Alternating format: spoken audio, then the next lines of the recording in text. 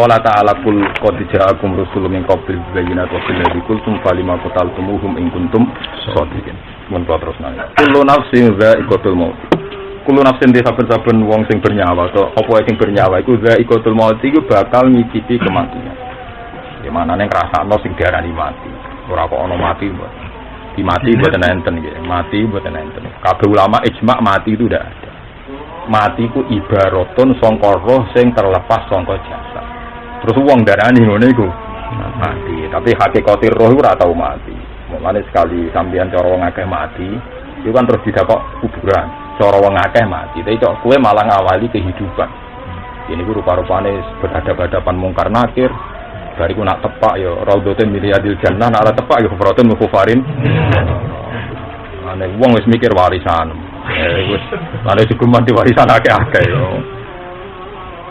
Dadi mati mboten enten. Terus mati niku ibarat sangka roh terpisah sangka jasad. Setelah itu ngalami kehidupan. Mulane ngendikane Sayyidina Ali, sebagian ulama darani ku hadis annasu niyamun wa idza matu intabahu. Dadi wong hakikate saiki turu, justru nek mati ku lagi ta. Itu sama dengan teori Quran fakashafna angka ghita'aka fa basarukal yauma napa hadis. Jadi ketika sampean itu benes mati ku pangeran dawuhna ning sampean to malaikat liwat malaikat laqad kunta fi ghaflatin min hadza. Kowe dhisik alali nape mati. Fakashafna angka ghita'aka. Saiki kita tak buka. Fa basarukal yauma hadis. Kowe saiki roh tenang, wis cerdas. Hadis itu cerdas, pinter. Mulane Sidina Ali zaman ning dunya mletene ra karuan, tapi mletene wong alim jadi ibadah. Yen wong alim wajib mlete, malah ora mlete ku dosa. Nggih, pancen urusan ilmu lho, tapi urusan apa? Ilmu. Sayyidina Ali ketika mau ayat itu ngendikan ngeten, wis masyhur dawuh Sayyidina Ali. Semua ulama mengabadikan dawuh. Lauku sifal ghata mastaqtu yaqinan. Ben niku wong kafir. Nah aku umpama sok mbenono ngono iku keyakinanku gak tambah. Karena kalau keyakinannya tambah berarti dia setengah tidak percaya kan?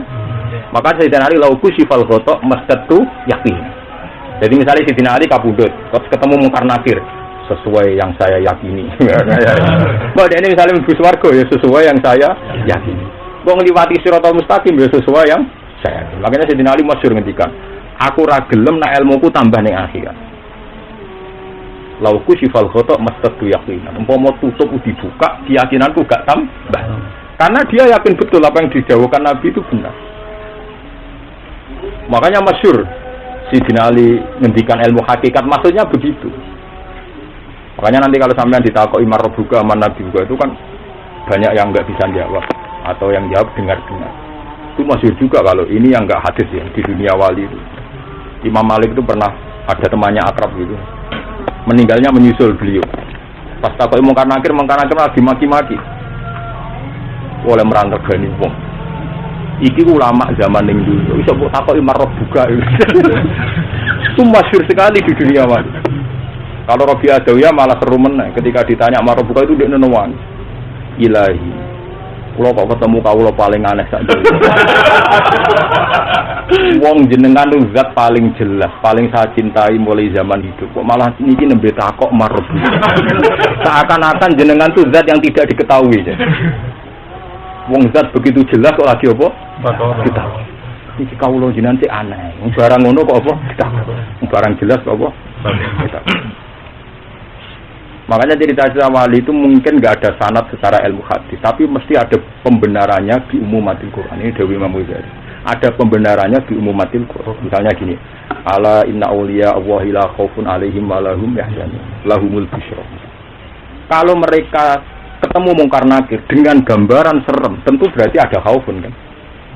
Dan mereka kalau takut nggak bisa jawab, berarti ada yahzanun kan. Padahal khas walinya Allah itu tidak ada susah, tidak ada kekhawatiran. Lah anak kue bayangno wali kok ditakoki mungkar nakir, dibayangno dibentak macam-macam, berarti ada khaufun kan? Juga ada yahzanun kan? Padahal wali ku la khaufun alaihim wa lahum. Nah, kalau ketemu mungkar nakir dalam keadaan serem, berarti enggak lahumul busyra kan? Padahal wali ku lahumul busyra. Anane seneng. Fil hayati dunya fil akhirah.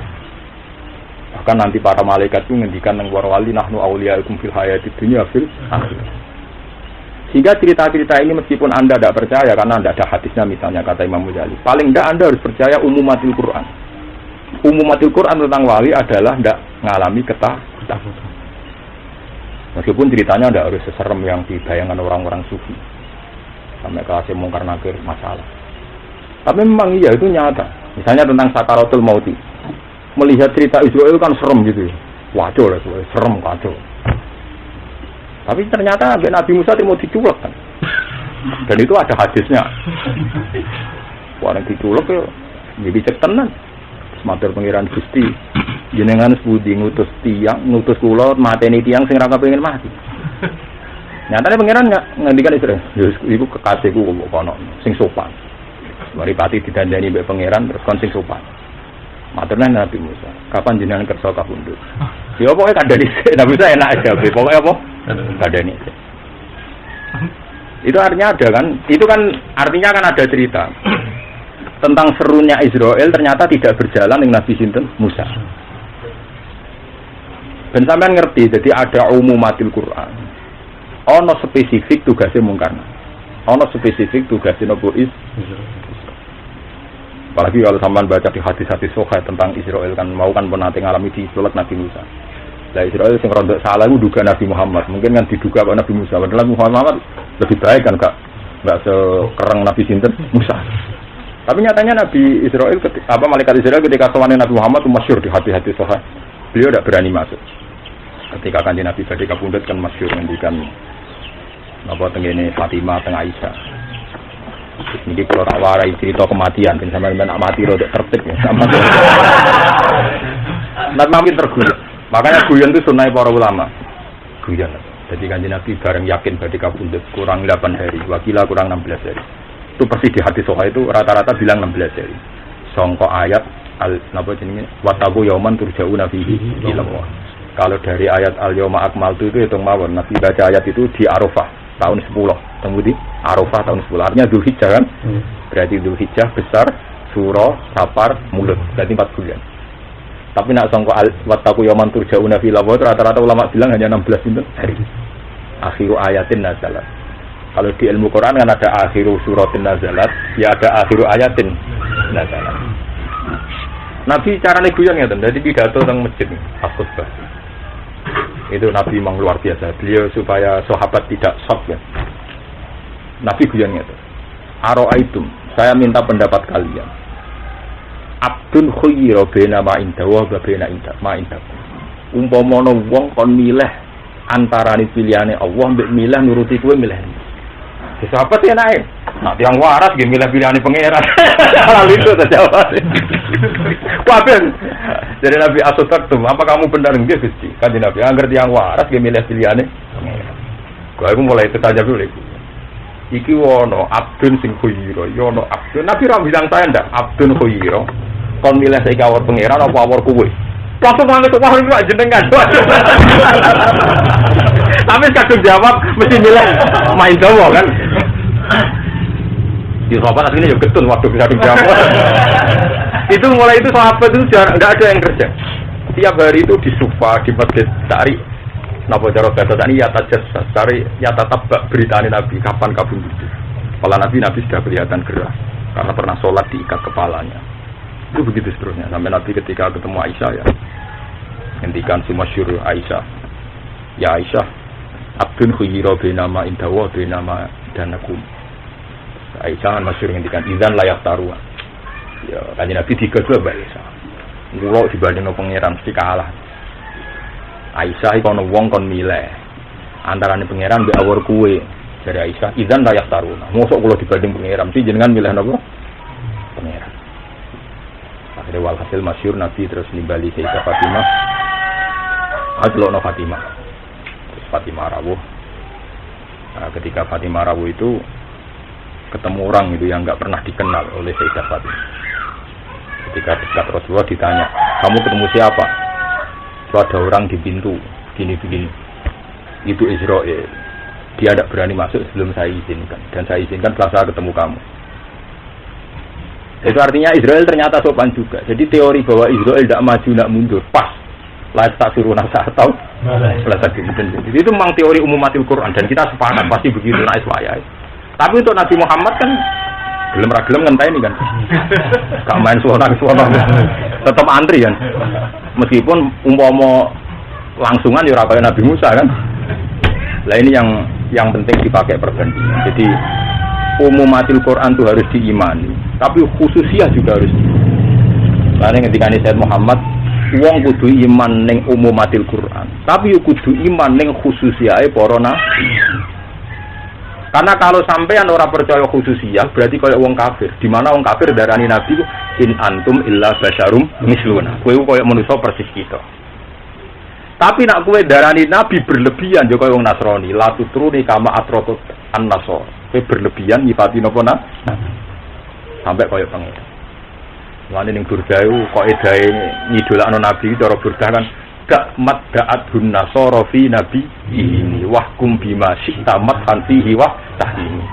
Sing penting kok edae dak madda'atun nasara. Wis tapi nyifati nabi berlebihan gak apa-apa. Sementing tinggalkan tradisi Nasrani, yaitu ngelem kebablasan nganti uluhiyah. Lan dak ninggalo sira maing perkara da'at kang dakwahu ing mas sapa an-nasara fi nabihi. Jadi ngalem nabi berlebihan itu rapopo asal orang menyentuh nopo wilayah nopo wilayah untuk ulu. Mana gak apa-apa pengen ngalem nabi Israel wedi be Nabi Muhammad. Enggak apa-apa, memang hakikatnya nabi Abdulul Khalqi. Sehingga Israel harus ngalami demikian. Mana masyhur ning cerita-cerita nganti ana ulama sing kesemsem piye Israel ora tau ngaji. Perkarane ketika nanti sudah mati semua terakhir kan Jibril, kan Hamalatul Arsy sudah mati Jibril cek kan jupuk Israel. Terakhir Israel. Wis kabeh pun mboten ana sing bisa urip. Cek sitok sinten? Yo kowe. Barang penjabut nyawane di waduh sing ngendikan ngene enten. Umpama Gusti kula ngerti nek jabut nyawa lara, kula riyen ati-ati. Lah jare kiai-kiai, kok ngaji saiki cara. Jadi ketune sok mbeh. Wah, ketune apa? Jadi saiki tenang ae. Paham gitu, terus mati ini eleng-eleng gitu, terus mati ini bu. Kalau para nabi dulu itu punya guyonan-guyonan begitu untuk tasbit di ummatihi. Jadi nabi kayak guyonan apa? Ono abdun khuyya. Subhanallahi wa bihamdihi adada khalqihi wa ridha nafsihi wa zinata arsyihi midada kalimatih.